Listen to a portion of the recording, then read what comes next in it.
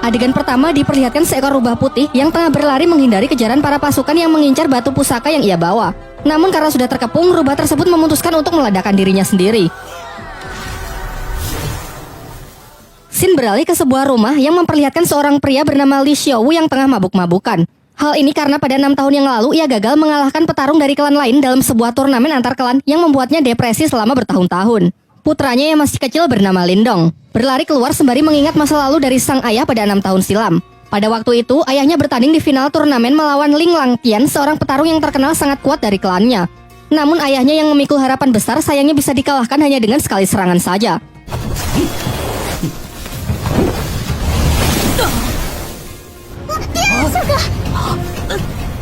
Tak hanya itu, Ling Langtian juga mengambil aura milik ayah Lindong. Singkat cerita, beberapa tahun pun telah berlalu dan Lindong kini telah tumbuh remaja.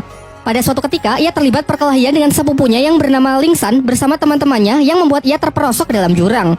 Dirinya yang sudah terbaring lemas secara kebetulan darahnya menetesi sebuah batu pusaka peninggalan rubah di awal film, membuat batu itu hancur dan ia pun terjatuh. Di dalam gelapnya tempat itu, batu tersebut memancarkan cahaya keemasan yang membuatnya terbangun. Namun saat tersadar ia merasa heran dengan tanda bercahaya yang muncul di telapak tangannya serta luka-lukanya yang sudah sembuh. Saat ia pulang, adiknya yang bernama Qing Tan datang untuk mengajaknya bermain karena tak bisa tidur. Seusai bermain, ia juga langsung pergi. Saat Lindong terlelap tidur, kejadian aneh pun terjadi kembali.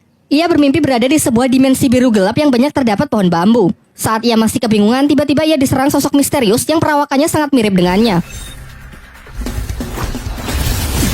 Pertarungan pun tak terhindarkan, yang memperlihatkan kekuatan mereka benar-benar seimbang.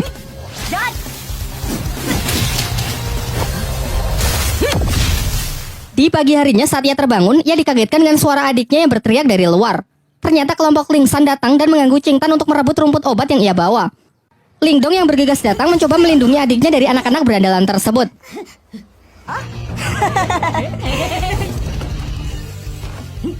Diperlihatkan kemampuan Lindong yang sudah meningkat pesat mampu menangkis seluruh serangan dari Ling San. Hingga ia akhirnya menyadari bahwa ia telah mengaktifkan teknik rahasia yang bernama tinju 7 suara.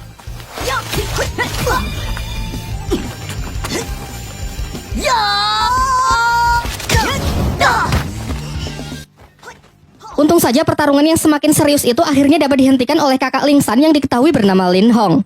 Sebelum pergi, ia menginfokan bahwa tak lama lagi akan diadakan turnamen di klan mereka untuk menentukan petarung terkuat di klan Lin. Lin Hong yang sangat percaya diri mengatakan bahwa setelah menang nanti ia akan menikahi Qing Tan.